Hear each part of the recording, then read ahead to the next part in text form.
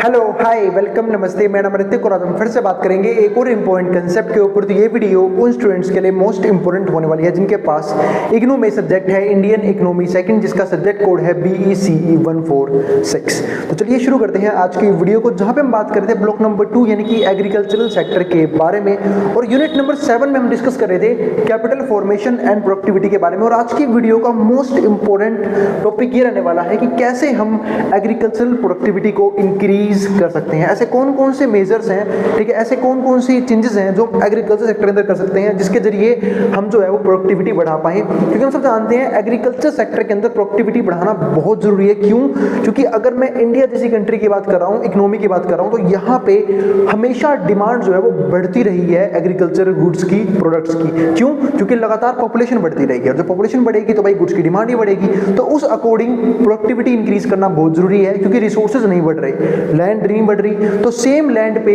Productivity increase करना हमें आना चाहिए। तो उसके बारे में आज की वीडियो में डिस्कस करेंगे। क्योंकि हमने की देखी है यहाँ पे इंडिया के अंदर जो प्रोडक्शन होता है ना सेम लैंड पे, वो बाकी अदर डेवलप्ड कंट्री बहुत कम होता है, ठीक है। यानी कि बहुत सी कंट्रीज में उसी सेम जमीन पे 2 गुना 3 गुना प्रोडक्शन किया जाता है, लेकिन हमारी जमीन पे कुछ लैक ऑफ रिसोर्सेज की वजह से, लैक ऑफ नॉलेज की वजह से प्रोडक्शन जो है ना वो क्या होता है, कम होता है। और आज की वीडियो में इसी चीज को दूर करने के बारे में बात करेंगे कि कैसे हम जो है प्रोडक्टिविटी को इंक्रीज यहाँ पे कर सकते हैं।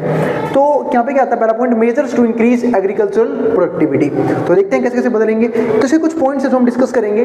तो डेवलपमेंट ऑफ एग्रीकल्चर के बारे में बात करेंगे, जहां पे हम नॉलेज डेफिसिट के बारे में बात करेंगे, इंस्टीट्यूशनल फैक्टर्स के बारे में बात करेंगे, इसके अलावा टेक्नोलॉजिकल फैक्टर के बारे में बात करेंगे, और वाटर यूज एफिशिएंसी के बाद कुछ इंपॉर्टेंट पॉइंट्स डिस्कस करेंगे जहां पे हम एग्रीकल्चर को इंप्रूव कर सकते हैं, एग्रीकल्चरल प्रोडक्टिविटी को इंप्रूव यहां पे कर सकते हैं। तो देखते हैं, uneconomical size of holding limits feasibility and capability of farmers for adaptation of new farm technology necessary for improving productivity and per unit of land and other inputs. इस बात का मतलब ये है कि अगर हम प्रॉपर तरीके से अपने गिवन रिसोर्सेज को, यानी कि लैंड को अच्छे तरीके से यूज करें, या फिर अदर इक्विपमेंट जो हमारे पास हैं उनके सिस्टम्स को अच्छे तरीके से यूज करें, इरिगेशन के अच्छे मेथड्स फॉलो करें, अच्छी क्वालिटी के सीड्स यूज करें, ठीक है, पेस्ट कंट्रोल रखें अपने एग्रीकल्चर प्रोडक्ट्स के अंदर, तो ऐसे केसेस में हम प्रोडक्टिविटी को बढ़ा सकते हैं। तो वही चीज यहाँ पे है, और हमेशा प्रोडक्टिविटी बढ़ाने के लिए इंप्रूवमेंट की जरूरत पड़ती है हर एक चीज में। यानी कि अगर टेक्नोलॉजी आउटडेटेड हो गई है तो उसे एडवांस करना पड़ेगा।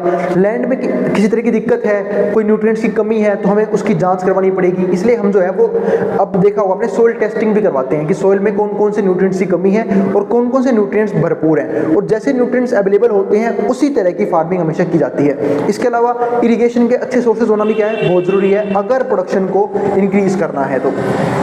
तो वही सारी बातें यहाँ पे आती हैं कि जो भी हमारे पास इनपुट्स हैं उसमें हमें अपने बेस्ट पोटेंशियल लेवल को अचीव करना पड़ेगा, तभी हम जो है वो एग्रीकल्चर सेक्टर के अंदर प्रोडक्टिविटी को बढ़ा पाएंगे। अब इन्वेस्टमेंट की बात करते हैं, तो इन्वेस्टमेंट्स कहाँ कहाँ पे होती है। इरिगेशन में हम इन्वेस्टमेंट कर सकते हैं, यानी कि इरिगेशन के अच्छे मेथड अपना सकते हैं। क्योंकि देखो इरिगेशन के 2 ही तरीके होते हैं, हम 2 लेवल पे सबसे ज्यादा वाटर यूज करते हैं। एक तो वाटर टेबल, यानी कि जो पानी धरती के अंदर है, दूसरा धरती के ऊपर है। 2 ही तरीके इरिगेशन करने के, या तो हम वाटर टेबल को लगातार कम करते हैं, उस वाटर को यूज करेंगे ट्यूबवेल वगैरह यूज करके, या फिर जो भी सरफेस के ऊपर वाटर है पॉन्ड की फॉर्म में, लेक्स में, रिवर्स में, उनको यूज कर सकते हैं इरिगेशन के लिए। तो इरिगेशन सिस्टम अच्छे होने चाहिए, यहाँ पे इन्वेस्टमेंट कर सकते हैं। इसके अलावा एग्रीकल्चरल R&D यानी कि रिसर्च एंड डेवलपमेंट कर सकते हैं कि कौन सी टेक्नोलॉजी, कौन सी चीजें हमेशा जो है अच्छी रहेंगी एग्रीकल्चर सेक्टर के अंदर, जो एग्रीकल्चरल सेक्टर के अंदर प्रोडक्टिविटी को राइज करवाएंगी।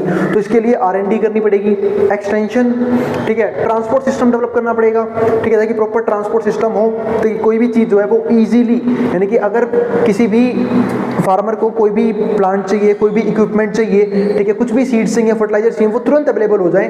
ट्रांसपोर्ट सिस्टम क्या होना चाहिए, बहुत इजी यहाँ पे होना चाहिए। इसके अलावा क्या आता है, ठीक है, स्टोरेज का सिस्टम अच्छा होना बहुत जरूरी है, क्योंकि सिर्फ अनाज उगाना ही जरूरी नहीं है ना, अनाज को सही जगह पे स्टोर करना भी क्या है, बहुत जरूरी काम होता है। इसके लिए हम बात करते हैं स्टोरेज के बारे में, क्योंकि हमने बहुत बार ऐसा देखा है कि बहुत सी चीजें हमारे वहाँ पे अनाज वगैरह जो है वो इसलिए सड़ जाता है क्योंकि प्रॉपर स्टोरेज जगह ही नहीं है, स्टोरेज प्लेसेस अवेलेबल ही नहीं है। तो स्टोरेज फैसिलिटीज अवेलेबल होना भी क्या है, बहुत जरूरी है।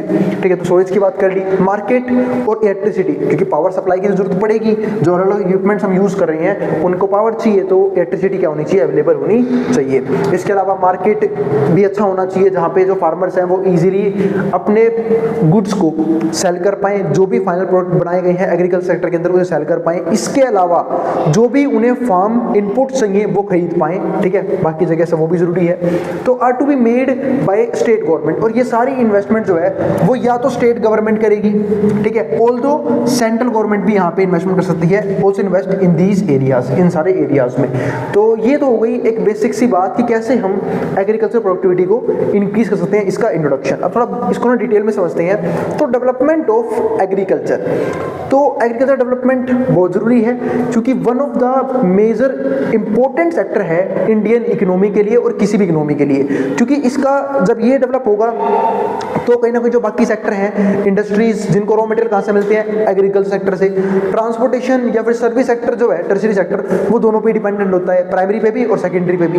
तो यहाँ से इंपॉर्टेंस बढ़ जाते हैं किसकी, एग्रीकल्चर की।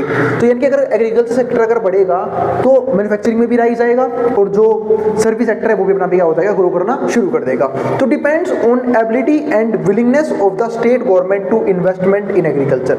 अब हम जब बात कर रहे हैं कि इन्वेस्टमेंट होनी चाहिए, तो ये तो गवर्नमेंट पे डिपेंड करती है ना, कि गवर्नमेंट जो है वो इन्वेस्ट करना चाहती भी है या नहीं करना चाहती है एग्रीकल्चर सेक्टर के अंदर। तो एबिलिटी है इन्वेस्ट करने की या नहीं है, पर तो ये चेक करेंगे क्या गवर्नमेंट के पास पैसा है, कि गवर्नमेंट का जितना रेवेन्यू है कि गवर्नमेंट जो है वो एग्रीकल्चर सेक्टर के अंदर इन्वेस्टमेंट करे। दूसरा, क्या विलिंगनेस है, क्या चाहत है गवर्नमेंट की इन्वेस्ट करने की, तो ये भी जरूरी है in agriculture. The role of central government is crucial resource.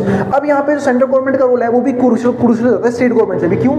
क्योंकि स्टेट गवर्नमेंट को जो भी पैसा मिलता है, जो भी फंड्स अलॉट होते हैं, वो सेंट्रल गवर्नमेंट अलॉट करती है। अगर सेंट्रल गवर्नमेंट ज्यादा पैसा प्रोवाइड करेगी तो स्टेट गवर्नमेंट एग्रीकल्चर सेक्टर के अंदर ज्यादा पैसा लगा सकती है, ठीक है। तो वही चीज यहाँ पे है कि जो सेंट्रल गवर्नमेंट है is crucial in resource transfer to the states, क्योंकि ये स्टेट्स को रिसोर्स ट्रांसफर करते हैं, and in formulation of macro economic policies. और यही नहीं, अगर मैक्रो इकोनॉमिक पॉलिसीज बनानी है तो वहां पे सेंट्रल गवर्नमेंट जो है वो इंपॉर्टेंट रोल प्ले यहाँ पे करती है, दैट डायरेक्टली और indirectly affect agriculture productivity and growth, और जो कहीं ना कहीं डायरेक्टली या फिर इनडायरेक्टली अफेक्ट करते हैं एग्रीकल्चर प्रोडक्टिविटी को और ग्रोथ को। तो आगे बात करते हैं। हाँ, तो मैंने क्या बोला कि इन सब चीज़ों की वजह से कहीं ना कहीं जो एग्रीकल्चर प्रोडक्टिविटी है और जो ग्रोथ है वो क्या होती है, डायरेक्टली और इनडायरेक्टली अफेक्ट होती है। अब समझते हैं अगले पॉइंट के बारे में, नॉलेज डेफिसिट। एक मिनट, तो चलो फिर अब आगे देखते हैं, नॉलेज डेफिसिट के बारे में बात करते हैं। अब नॉलेज डेफिसिट का मतलब क्या है कि नॉलेज की कमी होना। अब नॉलेज ही बहुत जरूरी है, क्या फार्मिंग के लिए स्किल्स और नॉलेज जरूरी नहीं है क्या? तो बात होगी भैया बिल्कुल जरूरी है, क्योंकि फार्मर्स को पता होना चाहिए कौन से सीजन में कौन से क्रॉप उगाए जाते हैं, कैसे फार्मिंग की जाती है, ठीक है, सोइल टेस्टिंग कैसी होती है, यानी कि साइंटिफिक मेथड्स जो है ना वो यूज करने पड़ेंगे फार्मिंग के, तब जाके एग्रीकल्चर प्रोडक्टिविटी और तेजी से बढ़ेगी। और उन सब चीजों के लिए फार्मर के पास एजुकेशन होना, नॉलेज होना क्या है, बहुत इंपॉर्टेंट पॉइंट बनता है यहाँ पे। तो नॉलेज डेफिसिट की वजह से हम कह सकते हैं कि जो प्रोडक्टिविटी क्या होती है, कम होती है। तो it leads to adaptation of inappropriate cropping pattern. जैसे मान लेते हैं कि इनएप्रोप्रिएट क्रॉपिंग पैटर्न फॉलो किए जा रहे हैं, and inefficient use of scarce resources, या फिर जो भी स्केर्स रिसोर्सेज है वो रिसोर्सेज जिनकी कमी है, जो लिमिटेड है, उनको हम किस लेवल पे यूज कर रहे हैं, इनएफिशिएंट लेवल पे यूज कर रहे हैं। This in turn raises of cost of production, जिसके से होता क्या है, एक तो फार्मर की कॉस्ट ऑफ प्रोडक्शन भी क्या होती है, बढ़ती है। अब जब भी कॉस्ट ऑफ प्रोडक्शन किसी बिजनेस की बढ़ती है, किसी भी प्रोडक्शन केस में बढ़ती है, तो हमें प्रॉफिट अपना भी क्या हो जाता है, कम हो जाता है। अब तो प्रॉफिट भी कम होगा। दूसरा, जब कॉस्ट ऑफ, अब यहाँ पे क्या हुआ कि जब इनएफिशिएंट यूज करेंगे हम रिसोर्सेज को, ठीक है, प्रॉपर तरीके से यूज नहीं करेंगे, तो प्रॉफिट तो कम हो ही रहा है कॉस्ट ऑफ प्रोडक्शन बढ़ने की वजह से, प्रोडक्टिविटी भी कम हो जाएगी। उस लेवल पे प्रोडक्शन हम कर ही नहीं पाएंगे जिस लेवल पे प्रोडक्शन कर सकते थे। तो degrades of soil, soil degrade होगा। जैसे मान लेते हैं एक्सेसिव लेवल पे फर्टिलाइजर यूज करने का मतलब क्या होता है कि हम सॉइल को डिग्रेड ही कर रहे हैं, उसकी फर्टिलिटी दिन प्रतिदिन कम होती जा रही है। इसके अलावा वाटर को इनएफिशिएंट तरीके से यूज कर रहे हैं, and other environmental resources and makes the agriculture unsustainable economically, ecologically and socially. इसका मतलब क्या है कि एग्रीकल्चर क्या हो रहा है, अनसस्टेनेबल हो रहा है। अब हम सब जानते हैं अनसस्टेनेबल फ्यूचर के लिए बहुत खतरनाक होता है, क्योंकि जब भी हम डेवलपमेंट की बात करते हैं, ग्रोथ की बात करते हैं, तो हम सस्टेनेबल डेवलपमेंट की बात करते हैं, यानी कि एक ऐसी डेवलपमेंट जिसका बेनिफिट आज की जनरेशन को तो मिले ही मिले, फ्यूचर जनरेशन को भी उसका क्या मिले, बेनिफिट मिले। तो वही सेम चीज यहाँ पे है कि एग्रीकल्चर अनसस्टेनेबल हो जाएगा तो आज भले हम प्रोडक्शन को इंक्रीज कर लेंगे, लेकिन फ्यूचर में हम उस लेवल पे प्रोडक्शन नहीं कर पाएंगे। तो ये बात हो गई इकोलॉजिकली एंड सोशली। इसका पहला पॉइंट क्या आता है, reducing knowledge deficit in agriculture. हमें जो है हमेशा नॉलेज डेफिसिट को रिड्यूस करना चाहिए इन एग्रीकल्चर सेक्टर, जैसे कि फॉर एग्जांपल फार्मर्स को एजुकेट करना, ठीक है, ट्रेनिंग सेंटर्स होना उनके लिए, स्किल्स का डेवलप करना उन फार्मर्स के, वो सब चीज़ें क्या है, बहुत जरूरी है। तो knowledge deficit in agriculture through efficient training, ताकि प्रॉपर ट्रेनिंग हो, इफेक्टिव ट्रेनिंग हो, एंड लैब टू लैंड। अब लैब टू लैंड का मतलब क्या है कि जो साइंटिफिक मेथड है वो प्रोडक्शन में लगाना चाहिए, खासकर एग्रीकल्चर प्रोडक्शन के केस में। सोइल टेस्टिंग वगैरह प्रॉपर होनी चाहिए कि कौन कौन से न्यूट्रिएंट्स भरपूर मात्रा में है सोइल के अंदर, किस किस की कमी है, ठीक है, कौन कौन से न्यूट्रिएंट्स ऐड ऑन करने पड़ेंगे फर्टिलाइजर्स डाल के, ठीक है, और किस तरह की फार्मिंग की जानी चाहिए उस सॉइल के अकॉर्डिंग। ये सब चीज़ें जो है ना वो लैब टेस्टिंग के अकॉर्डिंग सीखते हैं। इसके अलावा lab to land demonstrations in area of post harvest technology, जहाँ पे पोस्ट हार्वेस्ट टेक्नोलॉजी होती है, and agro processing and value addition, जहाँ पे हमें या तो पोस्ट हार्वेस्ट टेक्नोलॉजी यूज़ करनी है, ठीक है, एग्रो प्रोसेसिंग करनी है कि जो भी एग्रीकल्चर से मटेरियल आएगा उसको प्रोसेस करके फिनिश गुड बनाने हैं, या फिर हमें क्या करना है, वैल्यू एडिशन करना है। अब वैल्यू एडिशन का मतलब ये एक तरह से न्यू मान लो कि जब हम फार्म प्रोडक्ट्स को, एग्रीकल्चर प्रोडक्ट्स को यूज़ करके as a raw material finish good तैयार करेंगे किसी भी इंडस्ट्रीज के लिए, ताकि कंज्यूमर्स को कुछ ज़्यादा बेनिफिट यहाँ पे मिल पाए, ठीक है। तो इन सब केसेस में हम जो है वो एडवांस टेक्नोलॉजी, साइंटिफिक मेथड्स को यूज कर पाएंगे ताकि प्रोडक्टिविटी बढ़े। इसके अलावा दूसरा पॉइंट क्या आता है, effective linkage of farms with research institutions. जो भी रिसर्च इंस्टीट्यूशंस हैं उनके साथ जुड़ाव होना चाहिए, किनका, फार्म्स का, यानी कि जो भी फार्मर्स हैं वो देख पाए कि किन किन चीज़ों पर रिसर्च एंड डेवलपमेंट चल रही है और वो क्या बोल रहे हैं कि किस तरह से हमें फार्मिंग करनी चाहिए। ये चीज़ जो है ना वो फार्मर्स को जरूर सिखाई जानी चाहिए ताकि प्रोडक्टिविटी बढ़े। इसके अलावा फार्मर टू फार्मर नॉलेज। अब जो फार्मर टू फार्मर नॉलेज का मतलब क्या होता है कि आपस में जो भी फार्मर ऐसा लगता है कि जिसके पास ज़्यादा नॉलेज है, जो ज़्यादा नॉलेजेबल है, ठीक है, उसको दूसरे फार्मर्स को गाइड करना चाहिए कि प्रोडक्शन को जो है वो कैसे बढ़ाया जा सकता है। जैसे हम इंडिया में ही बात करते हैं, कुछ फार्मर्स बहुत अच्छा परफॉर्म करते हैं, वो कम से कम लैंड में, कम से कम रिसोर्सेज में अच्छा आउटपुट जनरेट करते हैं, लेकिन कुछ फार्मर्स ऐसे हैं जिनके पास प्रॉपर रिसोर्सेज भी हैं, लैंड भी है, फर्टिलिटी भी है, लेकिन फिर भी उस लेवल पे प्रोडक्शन नहीं कर पाते। क्यों? Because of lack of knowledge, ठीक है। तो वो चीज़ें यहाँ पे नहीं होनी चाहिए। टेक्नोलॉजी ट्रांसफर का इजी सिस्टम होना चाहिए, यानी कि जो भी एडवांस टेक्नोलॉजी आई है वो फार्मर्स तक पहुँचनी चाहिए, फार्मर को उसके बारे में अवेयरनेस होनी चाहिए और फार्मर उसे यूज़ करे, ठीक है, ताकि प्रोडक्टिविटी को बढ़ा पाए। एंड तीसरा पॉइंट और आखिरी पॉइंट क्या आता है, establishment of farm schools. Farm schools बनाए जाने चाहिए जहाँ पे सिर्फ ये चीज़ सिखाई जाए कि फार्मिंग किस तरीके से की जाती है और कैसे हम जो है वो एग्रीकल्चर सेक्टर को और बूस्ट कर सकते हैं, प्रोडक्टिविटी बढ़ा सकते हैं, लगातार आउटपुट अच्छे लेवल पे जनरेट कर सकते हैं, ताकि हमारे जो आसपास के लोग हैं या फिर जो भी नॉर्मल पर्सन है, चाहे गरीब से गरीब पर्सन है, उसे कभी भी फूड एक तरह से स्कैर्स ना लगे, अवेलेबिलिटी हो फूड की, फूड आउटपुट की, एग्रीकल्चर प्रोडक्ट की, वो भी चीप रेट पे, रीजनेबल रेट पे। ये चीज़ें क्या कब होंगी, जब अच्छे लेवल पे प्रोडक्शन और आउटपुट जनरेट होगा हमारी इकोनॉमी के अंदर। अब इसके बाद क्या आता है, इंस्टीट्यूशनल फैक्टर्स। अब इंस्टीट्यूशनल फैक्टर भी अपना रोल प्ले करते हैं कि बहुत सारे इंस्टीट्यूशंस हैं वो इनिशिएटिव्स लेते हैं ताकि फार्मर्स जो हैं, एक तरह से मान लो फार्मर का ऑर्गेनाइजेशन बना दिया, ठीक है, जिसमें हम बात करते हैं एफपीओ की, फार्मर्स प्रोडक्शन ऑर्गेनाइजेशन, ठीक है। इसके अलावा ठीक है क्रेडिट ऑर्गेनाइजेशंस बना सकते हैं, ऐसे इंस्टीट्यूट डेवलप कर सकते हैं जो फार्मर्स को चीप रेट ऑफ इंटरेस्ट पे क्रेडिट दे, ताकि फार्मर्स जो हैं वो इजीली इनपुट्स को बाय कर पाएंगे,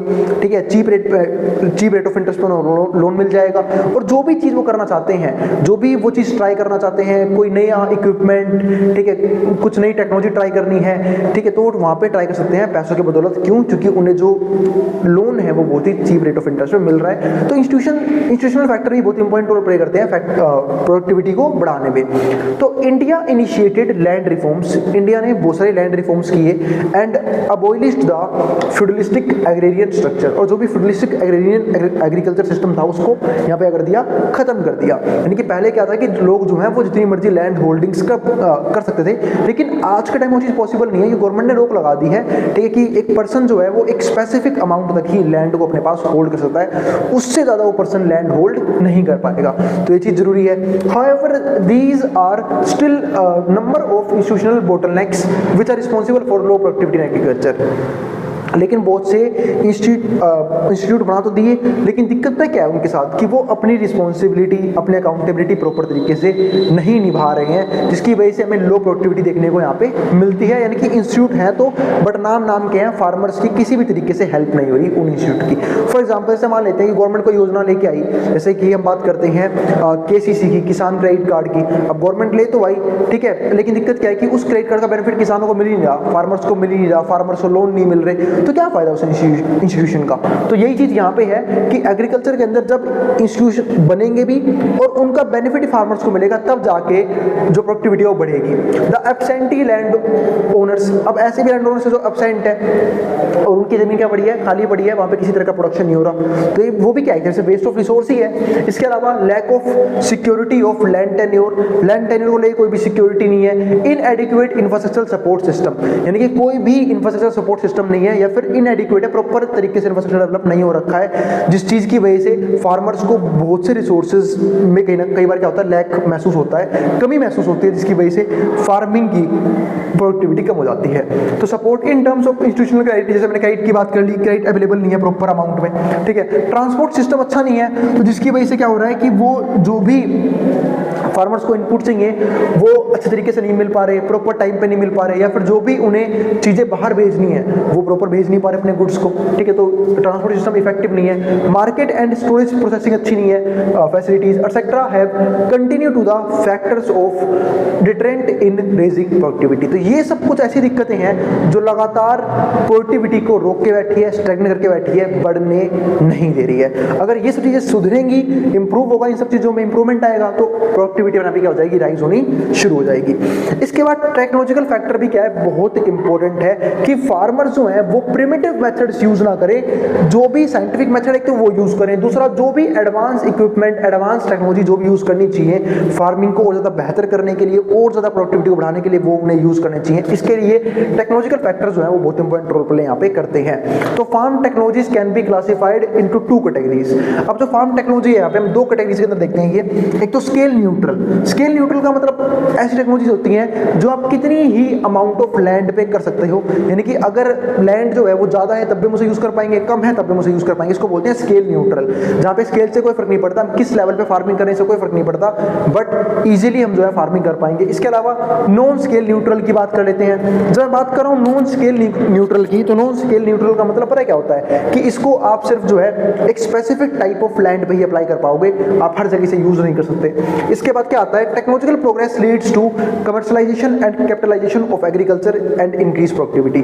जब भी हम टेक्नोलॉजिकल प्रोग्रेस की बात करते हैं, यानी कि जब हम एडवांस टेक्नोलॉजी को यूज करने की बात करते हैं, तो ऐसे केसेस में जो फार्मर्स हैं वो कमर्शियलाइजेशन की तरफ शिफ्ट कर सकते हैं अपने आप को। अब कमर्शियलाइजेशन का मतलब क्या था कि पहले के टाइम में, यानी कि जब हम प्रिमिटिव फार्मिंग की बात करते हैं, कन्वेंशनल फार्मिंग की बात करते हैं, तो उस टाइम पे फार्मर सिर्फ अपने परिवार के लिए खेती करने के बारे में, प्रोडक्शन करने के बारे में सोचते थे। लेकिन अब वो जमाना बदल गया है, अब फार्मिंग भी एज अ बिजनेस ट्रीट होती है। इसलिए इसे क्या बोलते हैं, कमर्शियलाइजेशन, कि सिर्फ अपने लिए प्रोड्यूस मत करो और जो बाकी लोग हैं उनके लिए प्रोड्यूस करो, ताकि आप मार्केट में अपने गुड्स को, अपने प्रोडक्ट्स को सेल कर पाओ। इसी को क्या बोलते हैं, कमर्शियलाइजेशन इन फार्मिंग। और कैपिटलाइजेशन ऑफ एग्रीकल्चर भी होना चाहिए, ताकि हम जो है वो मशीन्स वगैरह यूज कर पाए। और मानते हैं कि कुछ लोग जो है वो अनएम्प्लॉयड होंगे, जॉब जाएगी लोग, तो क्या हो गया, लोग जो है वो शिफ्ट कर सकते हैं अपने आप को, ठीक है। एंड इंक्रीज प्रोडक्टिविटी, और जो प्रोडक्टिविटी वो भी क्या होनी चाहिए, इंक्रीज होनी चाहिए। तो इस तरीके से प्रोडक्टिविटी इंक्रीज होगी टेक्नोलॉजिकल प्रोग्रेस की वजह से, ठीक है। तो अब आता है हमारा वाटर यूज एफिशिएंसी।